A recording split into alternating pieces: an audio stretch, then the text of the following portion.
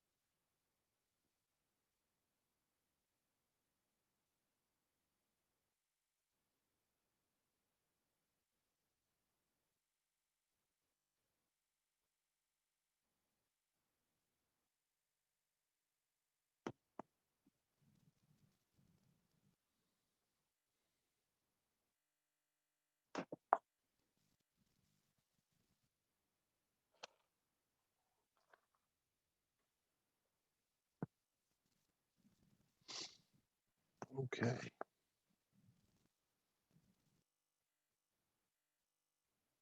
So it's afternoon. Good afternoon, everybody, and thank you very much for agreeing to share a little time with me to learn a little more about the Bar Foundation and the good work that it does. I know from our registrants that we have a number of our board members, community partnership panel members, and our one of our immediate past presidents, who I'm going to talk about a little later in the program. So welcome to all of you. Although I wish I could be with you in person, given the challenging times we face, we found this is to be the next best alternative. And I hope that you'll get something out of this presentation. You'll learn something about the Bar Foundation you didn't know, and that more importantly, you'll be both inspired and informed so that you can help us spread the word and encourage additional participation in the work of the foundation. And I'll be talking about that toward the end of the program. So first, let me start by talking about our community partnership panel in Northeast Louisiana. Here are the members. Our chair, Tom Hayes, is on the line with us today, as is David Verlander, who is our board liaison to the partnership panel. These folks are all volunteers. I'm going to talk about the work of partnership panels a little later in the presentation, but suffice it to say that the partnership panel members are the eyes and ears of the board insofar as local needs are concerned. And you'll see that we allocate money pretty much discretionary within some criteria for the partnership panels to use to help us fill unique needs or specialized needs that arise in the Northeast Louisiana region, including oral histories of some of our distinguished profession members. So what I'd like to do today is talk to you a little bit about the foundation and the work of the foundation, and more importantly, why the Louisiana Bar Foundation and your participation in it is a good thing for our profession as a whole. I recall being invited by Mike Patterson, who you may remember was a past president of the State Bar Association, to serve on the grants committee of the foundation a number of years ago. And at that point, to be honest, I didn't know much about the work of the Bar Foundation. But the grants committee is a place where you learn very quickly and in pretty much detail exactly what it is the Bar Foundation does, and you get to see the results of the work that it does, because the work of the grants committee is to consider applications and then recommend to the board of directors grants to help support the hands-on work that our grantees do every day. So the Bar Foundation doesn't do that work directly, but it funds civil legal aid. I'll talk about that mission again in just a minute. So that's how I got involved, and the rest, as they say, is history. So this year I have the privilege of serving as president of the foundation, and I have to tell you, I'm convinced, I'm a believer, the work of the foundation is a good thing for our profession. And I think those of you who have been involved with either the partnership panel or the board know that that is true. So I would encourage you to become more active in the work of the foundation, or to become active if you're not already a fellow. That leads us to our first poll. So we're going to have about 3 questions we're going to ask you today. And I would ask you to chime in and respond. The first one's pretty simple. Are you already a fellow? A fellow is a member of the Bar Foundation. We ask a relatively small financial contribution from our fellows every year, but the fellows do the hard work of the foundation every day. So if you would answer yes or no or maybe, if you don't know, we'll find out and let you know whether you're a fellow. If you say no, I would encourage you to think about the presentation today and then decide to become a fellow. We would welcome your participation. Okay, so let me talk about the foundation, and I want to start with the mission of the foundation, because the mission, those of you who are on the board, who've been involved with the foundation's work, you know that this is what drives everything we do. The Louisiana Bar Foundation funds civil legal aid. It is the largest funder of civil legal aid in the state, and it works to promote access to justice for all citizens, irrespective of their financial standing or demographics, gender, race. We work to ensure that all citizens have equal access to justice. You see how robust this mission statement is. It's pretty challenging as well. Fund, develop, and otherwise promote efforts which enhance the legal profession. Here's where our fellows come in, and here's where the foundation's work translates into good things for our legal profession. Increase public understanding of the legal system. Those of you who have had clients who've never encountered the legal system well know how challenging just a basic understanding of the legal system can be. And then if we could ever achieve equality of access to justice under the law, I guess we could say our work would be done and we go on to something else. A laudable goal, very hard to achieve, but nonetheless one that we work to achieve every day. What do we do in furtherance of this mission? Well, see, these are some of the recipients of the Bar Foundation's grants. As I mentioned, the Bar Foundation doesn't provide any legal services directly, but instead it provides resources to 501c3 organizations around the state that do provide these services directly. And these are some of the recipients of those legal services. You can see lots and lots of different categories of people all within our state. Women and children, the elderly, some people with disabilities, disaster victims, and I'll speak specifically about them in just a minute. People facing loss of their homes, that is a particular item of concern right now. unemployed people and people with employment related issues, and then of course veterans and military families. And it would be appropriate for me to pause here and to thank all of you who have served in the armed forces on Veterans Day today. Civil legal aid somewhat gets confusing to some people. It has nothing to do with the criminal justice system or the public defenders. It's essentially free legal assistance to people who have a non-criminal legal problem. You all know that the access to civil legal aid is not a fundamental or constitutional right, in contrast to some of the rights that we afford defendants in criminal cases. So we have to have a mechanism for providing, if we think it's worthwhile, mechanism for providing civil legal aid to those in need. Civil legal aid covers a wide variety of issues, and you'll see a little later in the presentation when I talk about how many different matters our grantees touched in 2018 and the broad scope of the kinds of legal issues that their clients needed help in. And I'm going to talk a little bit about the economic and social impact of what we do on our communities. I'm convinced that the end result here benefits not only the individual clients, but every one of us. I mentioned disasters, and we have learned all too painfully over the past 15, 20 years that every time there is a disaster of some kind, the need for civil legal aid increases.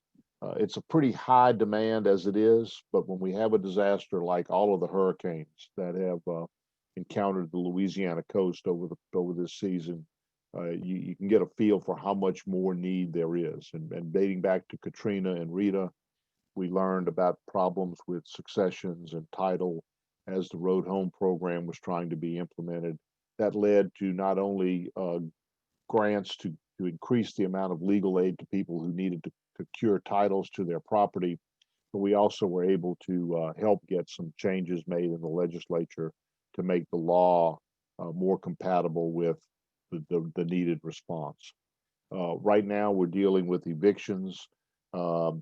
Stays on evictions are not altogether clear right now. Lots of people facing this particular problem, much higher demand. This is a result of a natural disaster that we know is COVID-19 and not a hurricane.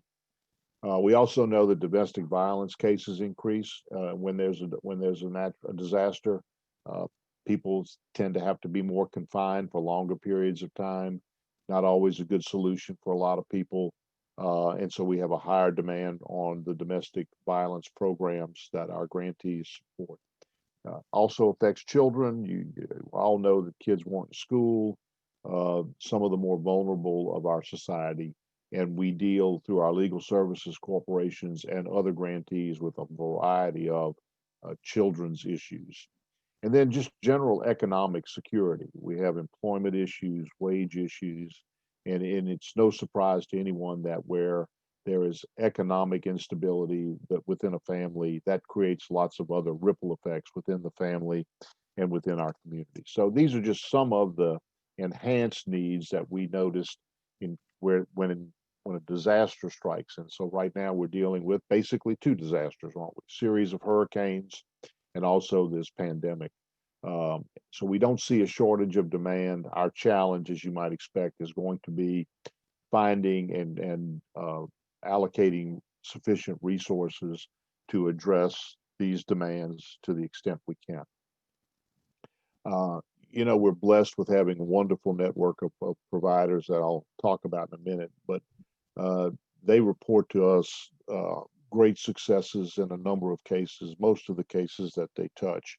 I've got a little video here for you that addresses a story of a provider, one of our grantees who helped a North Shore family with a matter involving a child. I'd take a minute and watch this with me, if you will. AJ, he's my sister's son. OCS had taken AJ away from her twice, actually. And she has her own mental illnesses and just really wasn't fit to raise him.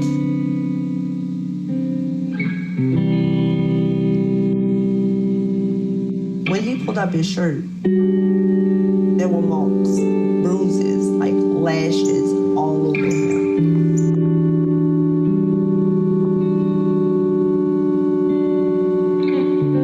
I said, I have a 3-bedroom house. I have 3 children. Me and my husband been together 20 years. I want to try to get AJ. No criminal background. We can do this. Just as hard as Catherine fought, OCS was throwing every excuse in the world. When I tell you, Catherine fought like no other. It was hell. But we did it. She did it. Let me tell you, she did it.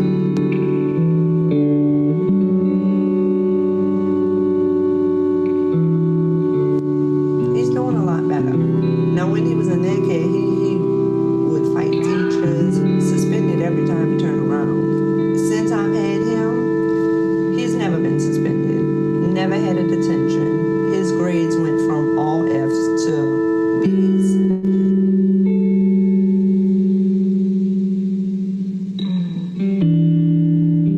It is extremely lovable.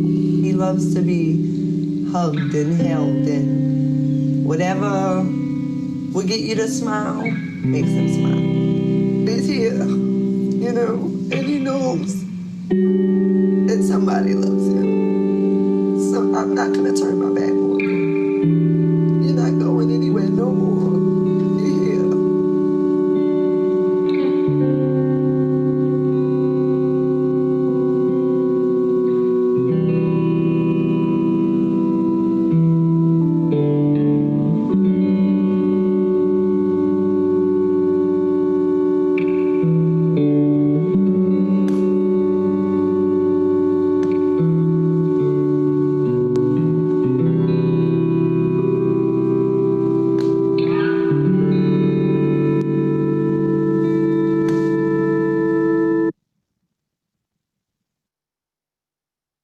How good is that?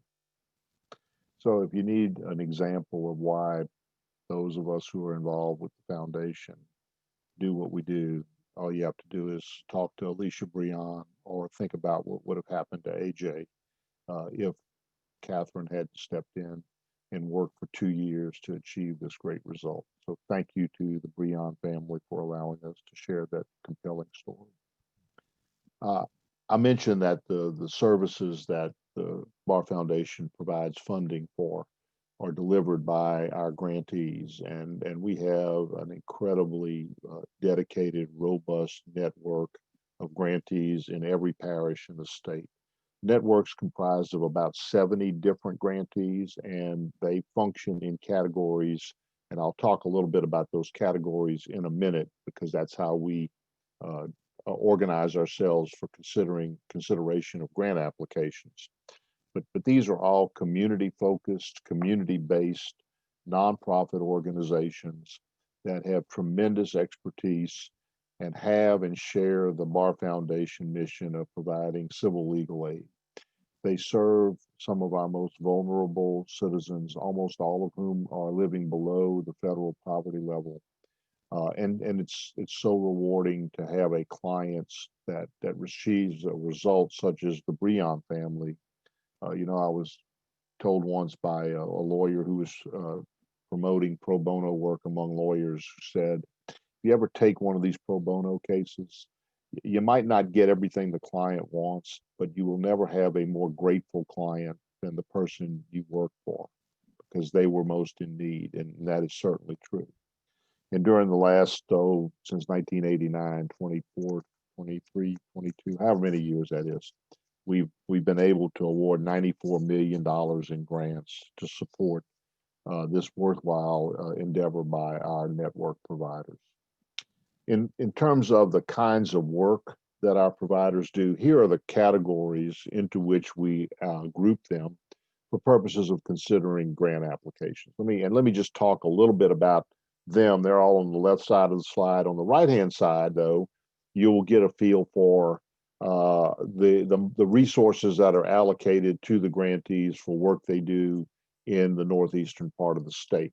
And I am sure that you are familiar with all, if not with most, if not all of these organizations.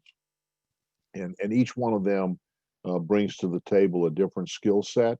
But I can assure you that we rigidly, not rigidly, carefully and go through the application forms to make sure that they are providing the kinds of services that are needed to the qualified individuals.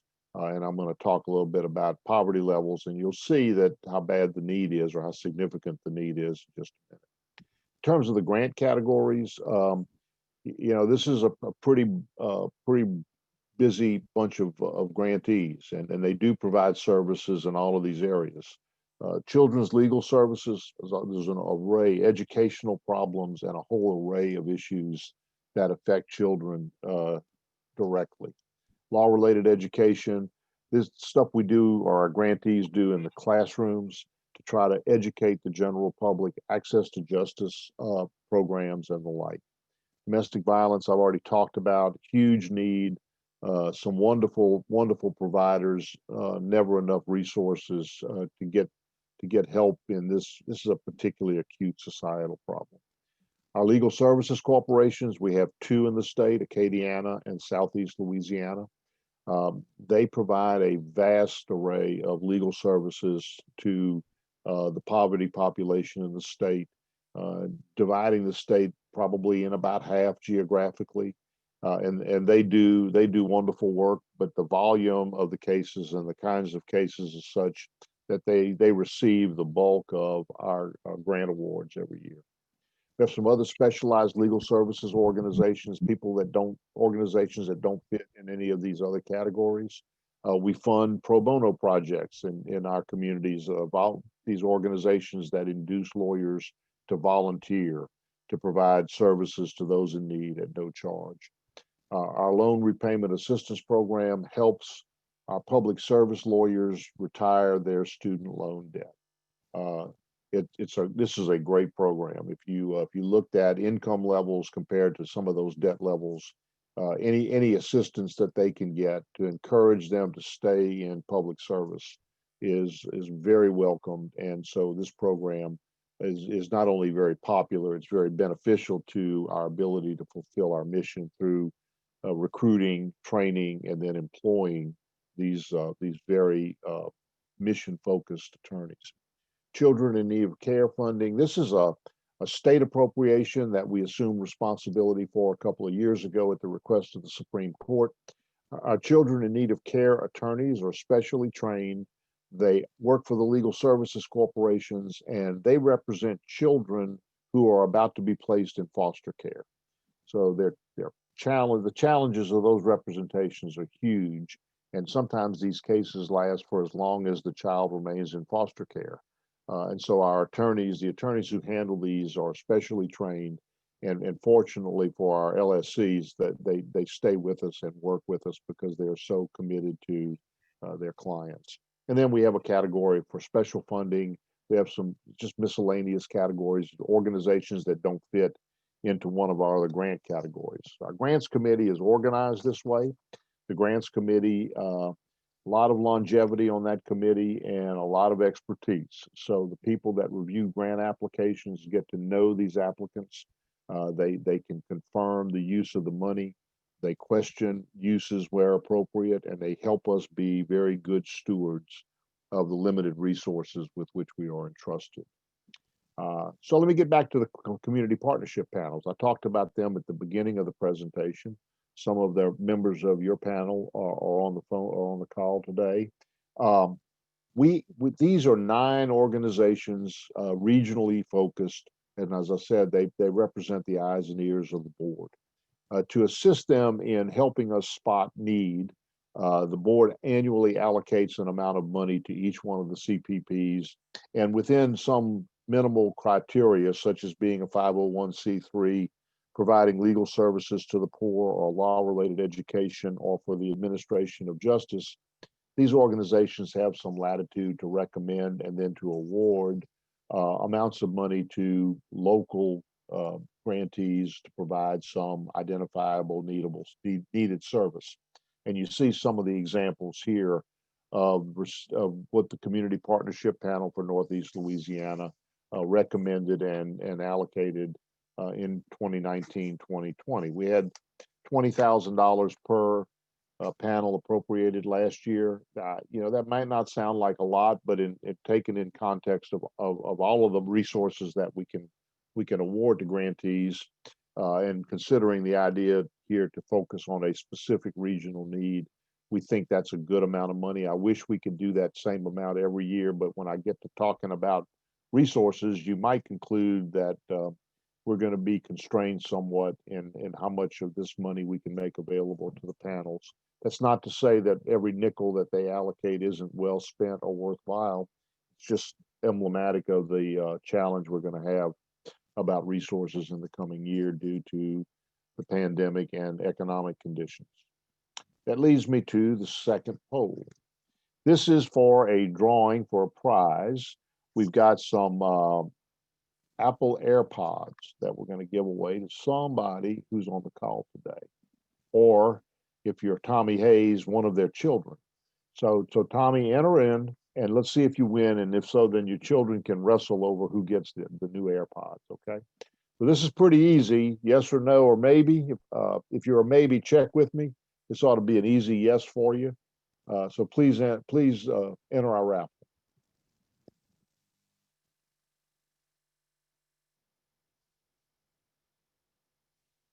Okay. So up till now, I've been talking about funding, grantees, the work that the grantees do, and a little bit about the need. You're going to hear more about need in a minute, but I want to talk with you about our funding sources. Where do we get the money? Where do we get these financial resources that we can then allocate to our qualified grantees for programs that are consistent with the mission?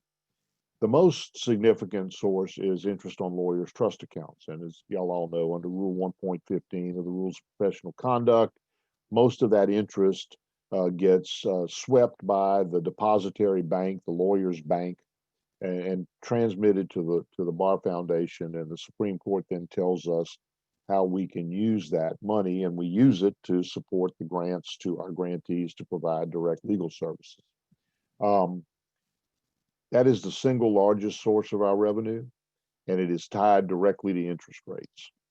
So some of you who follow such things would know that the current interest rate, bank lending, bank to bank, Federal Reserve to bank interest rate is 0. That is not to say that we are earning $0 on lawyers' trust accounts, but where the interest rate drops, the amount of interest that a bank is required to pay drops commensurately. And so when the interest rates are low, that affects the income we get from this interest source. And in turn, it affects what we can do to resource our grantees. And we're watching this very closely. Banks are in compliance with the safe harbor provisions and the minimum interest rate provisions, and you can understand the pressures on them, but we're going to make sure that they comply with the rules so that we can maximize to the extent possible the revenue stream from IOLTA accounts. The Children in Need of Care program, as I mentioned, is a state appropriation. We've worked with the Division of Administration for the past couple of years. I'm pleased to let you know that last year the division increased the appropriation for this program by almost $500,000. It's still not sufficient, and we're continuing to make a case for our Children in Need of Care lawyers. But we're really pleased to be a part of this. Glad that we could pick this up at the request of the Supreme Court and work more closely with our Legal Services Corporation partners. Cypre money, if you got a class action out there and you got any money left over, we'll be glad to take that money and put it to good use. Pro hoc vice fees. A couple of years ago, the Supreme Court doubled the amount of fee that an out-of-state lawyer had to pay to apply for admission to practice here on a pro hoc basis, and we get half of that money. And believe it or not, it's a sizable amount of money every year. So we're very grateful to the court for appropriating that money to us. Unidentified and unclaimed funds. These are funds found in lawyers' trust accounts for which the lawyer either can't identify the proper owner, or the owner's known but won't claim the money or can't be located. That money used to languish in the trust accounts because there was no provision in either law or the rules for what a lawyer would do with it. Now we have rules in Rule 1.15 that say that after a period of 2 years, the lawyer should transmit that money to the Bar Foundation. We're entitled to use the money with the understanding that upon presentation of a proper claim of ownership, we would refund the money to the rightful owner. Family foundations are just an example of other sources, outside private sources of funding, and we're pretty active in the grant application world. There are other organizations that want to help support our Bar Foundation, and we try to identify and take advantage of those wherever possible. And then finally, this general appropriation is an amount of money that the legislature has appropriated in each of the last 2 years just for civil legal aid, without being tied to the Children in Need of Care program or any other program. And it was in recognition that for about 8 years preceding that, our state was the only state in the union that did not in any way fund civil legal aid. The amount that we have received in each of the last 2 years is $500,000. That's a sizable amount of money, and it goes to very good use. Obviously, we could use more, and we will continue to make the case with our government leaders to increase the amount of that appropriation. Okay, I want to talk with you a little bit about the recipients of most of these services. We're waiting for the census results for 2020. We already know we have a poverty problem in the state of Louisiana, and if you look at the second bullet on this slide, 1.8, give or take, million people in this state are eligible for free civil legal aid. That eligibility threshold is a factor of the federal poverty level, and it is a very low number, a very low income number for a family of 4. In a state that has slightly over 4 million people living in it, 1.8 million of those in poverty is a significant share. And those are the people who our grantees serve on a daily basis. In Northeast Louisiana alone, 180,000 people are eligible for free civil legal aid. And you saw in the slide dealing with the Breon family, probably 1 in 4 people who really need legal aid can get it, because there just isn't enough, or not enough resources and not enough sources of lawyers and legal service organizations to provide those services. So there's no question about a demonstrated need here, and the importance of being able to provide civil legal aid to this poverty population is that sometimes getting that legal problem resolved is the only thing that stands between that family and their economic stability, their ability to stay together and try to manage on their own, as opposed to becoming an economic casualty and subject to a greater state aid needs and the like. That leads me to a conversation that I like to have about economic impact on the investment that we make in civil legal aid.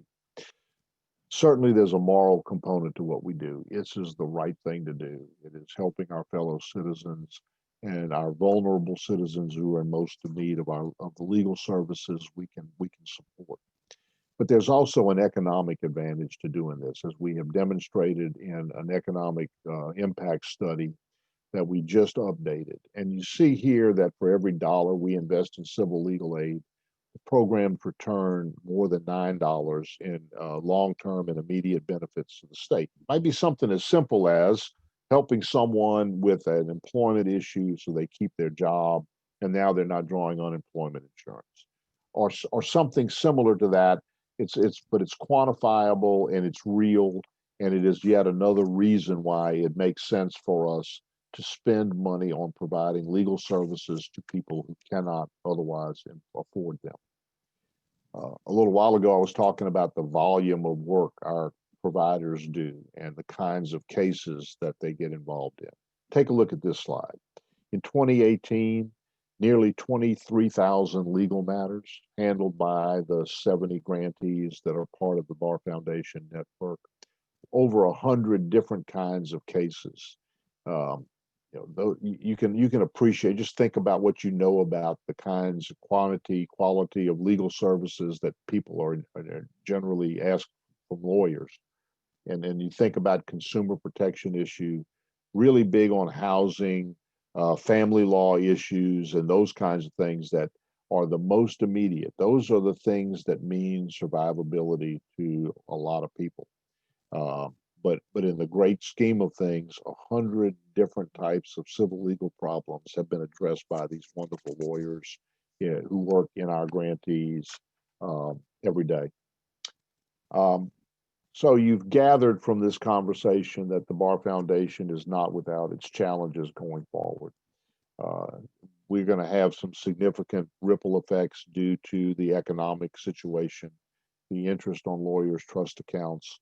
And to that end, we embarked several years ago on a strategic planning process to make sure that we were configured and oriented in a way to achieve definable objectives that best help us fulfill our mission. So we did that in 2018, and we identified a number of objectives, and I'm very happy to tell you that we achieved most of them.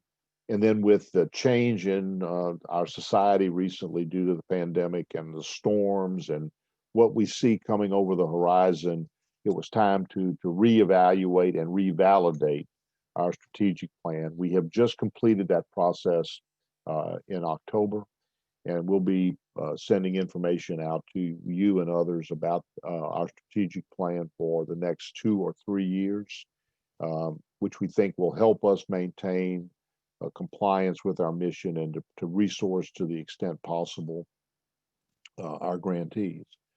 We also are keenly aware of the need to be imaginative in how we deliver legal services. So I want to talk to you about a great success story. A few years back, the Bar Foundation was presented with an opportunity to fund the development and fielding of a software program, an interactive program that would enable those in need or just anybody who's curious with some information about how to get a legal issue resolved. Lagniappe Law Lab was stood up. It is led by one of our immediate past presidents, Mike Street, who's pleased to tell you is on the call today. I would also tell you that if you call Mike, he will talk with you at great length about this. He's a kind of a proud papa when it comes to this program. Through a dedicated but small staff, we developed the Louisiana Civil Legal Navigator, and you see the web address here. And it is an interactive program that we rolled out last month that helps people get information with a view towards being able to help themselves get legal issues resolved. And so and when I say it's interactive, it really does try to give tailored responses to the users. And when the software identifies, when the program identifies a legal problem that is fairly complex, that should not be resolved by the individual on their own, says, go get a lawyer. You've hit a point where this is too complicated for me to be able to tell you how to do this. But for some of the more basic legal questions that we're faced with every day, divorce, child custody, tenant landlord and eviction issues, and some employment issues dealing with wages, right now, the Civil Legal Navigator is stood up and ready to answer those questions. So you can imagine that anyone with access to a computer who has a question about a divorce or a child custody matter can go to the Louisiana Civil Legal Navigator and get a lot of their questions answered and get a lot of guidance about where to go and how to help themselves. The best way for you to appreciate this is to go to that site. And just imagine that you're a client in need of one of those kinds of services and work your way through it. And I promise you, you will be convinced that this is A, easy to use, and B, a very worthwhile addition to the Bar Foundation's panoply of resources designed to make access to justice a reality. What we're now looking to do, Mike, I think this is right, is to expand the scope of subject matters. So if you have an idea about a subject matter, you're encountering this in your pro bono work, maybe it's bankruptcy. We want to try to develop a pathway for people to get questions answered about bankruptcy. We need help in subject matter experts, people to help us, to give us advice about the kinds of questions most commonly asked so that this application can be tailored to help respond to people with that legal need. Frankly, the opportunity here is virtually endless, and we're looking forward to a great continued relationship with the Lagniappe Law Lab, under Mike's leadership as this gets further developed. And here's something where you can help me talk about this. We're going to be giving demonstrations to the rest of the legal community, including our judges, and we're already sensing a great amount of excitement about this as an additional tool for providing civil legal aid to those most in need. So I want to share with you, as we get closer to the end of our program, I want to share with you yet another success story. This one's on a different topic, a different client, but I think you'll gather from this story that the work provided, the legal services provided by our grantee here, no less important than the work done for the Breon family. And I think you'll see yet another compelling reason for why we do what we do. So take a look at Mr. Bunting, Robert Bunting, telling you his story about civil legal aid.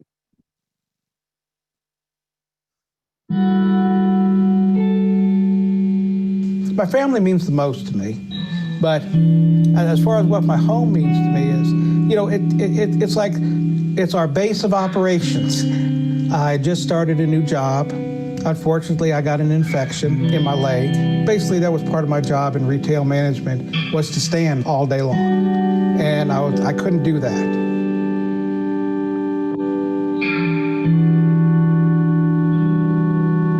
I'd been paying on my mortgage for about 7.5 years, always on time, always faithful. So I was trying to get ahead of the game and tell them, I'm going to miss a payment.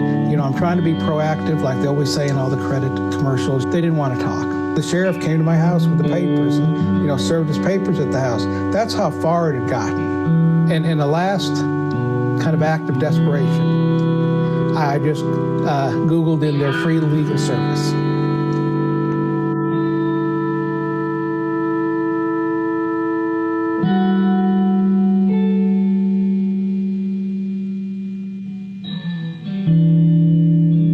Crystal had the law pulled up on her computer screen there, and we were talking to the mortgage company on the phone, and she's telling them that this wasn't a choice for them whether to do it or not.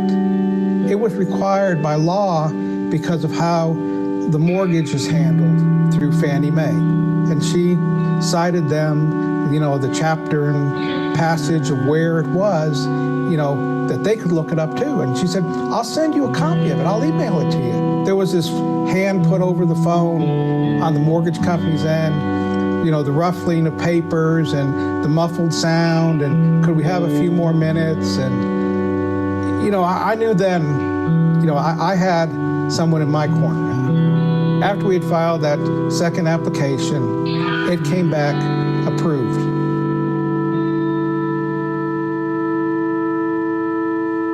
One thing it did for me was to inspire me to do something on my own. So I shopped around. I was able to get insurance through a local company here in Thibodaux.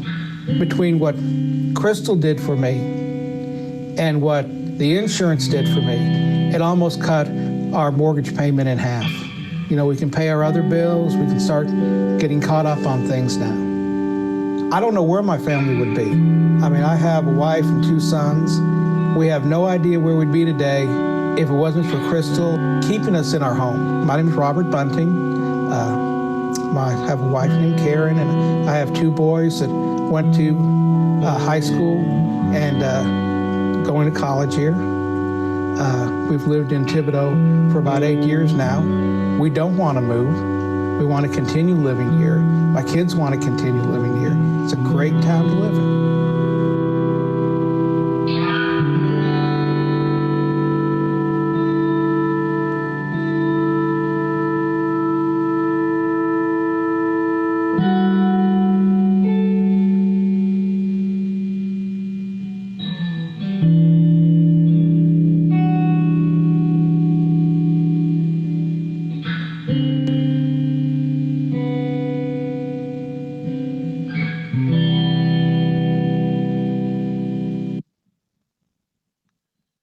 So thank you, Mr. Bunting. Remember we were talking about economic stability of families. What a perfect example. And a very grateful client who was not only the recipient of good legal services, but it also inspired him to take some action on his own. So great success story, and thank you to Crystal for the great work she did for this family. So let me chat with you now about what you can do and how you can become involved. If you're not a member of the Bar Foundation, if you're not a fellow, I would encourage you to consider becoming a fellow and to encourage those with whom you practice and other lawyers and maybe some law professors or judges that you know to also become a fellow. If you do that, then you get to join the likes of David Verlander and Wendy Javingo and Mike Street and even Tommy Hayes, in a great network of lawyers who work every day to help the Bar Foundation fulfill its mission. We recognize every year some distinguished members of our profession, people who contribute above and beyond to the benefit of the profession and the work that we do. And we have a gala in New Orleans every year. We weren't able to do it last year because of the virus, so we've got some people that we want to recognize for last year, along with some people we're going to recognize for this year. And those include Judge Guy Holdridge of the First Circuit Court of Appeal, Linda Clark, who was the past president of the Baton Rouge Bar Association and a long, long time chair of our Capital Area Community Partnership. Professor Donald North from Southern University, who has been instrumental for years in the Southern University clinical practice experiential learning and was one of the leading proponents of that over the last several years. And then our Caliguero Justice Award winner to some organization or person who meaningfully changes or impacts the justice system in the state this year to Judge Rusty Knight of the 22nd Judicial District Court. Judge Knight's done exemplary work in reentry courts and has spread that work throughout the state. So you will be in good company. You will have some fun, but more importantly, you'll be doing some very good work that benefits not only the recipients of the resources the foundation makes available, but also our profession. So I hope I've persuaded you that participation in the Bar Foundation is not only individually rewarding, but is good for our profession. We are the single most visible provider of civil legal aid resources in the state. We bring together this great network of grantees every year, all of whom are supported by lawyers, some volunteers, some paid, all of which helps us maximize our efforts to meet and deliver on our mission. So I hope that you will consider becoming a fellow and join us in our commitment to fairness and equal justice for everyone. And with that, I want to show you our third and final poll. So we have this program in a 1-hour version, which is only about 15 minutes longer than what I took from you today. And if you would like to get the materials with a view towards making this presentation to an organization with which you're affiliated. Doesn't have to be lawyers, can be, but doesn't have to be. You could have a church group or a civic group or another professional group or even a group of clients. Please let us know. Say yes, and then staff will get with you to provide you with information that you need to be able to do that. I would appreciate it. I think you would be spreading the good word, and I think you're going to be helping to educate people who should know, but maybe don't know all they should know about the Louisiana Bar Foundation. And so with that, I appreciate the time you've given me this morning or this afternoon. I wish we could have been together in person, but maybe next year, maybe Chris Ralston will get a chance to come up to Monroe and see you. I look forward to seeing all of you at the gala in New Orleans in April. Take care, be well.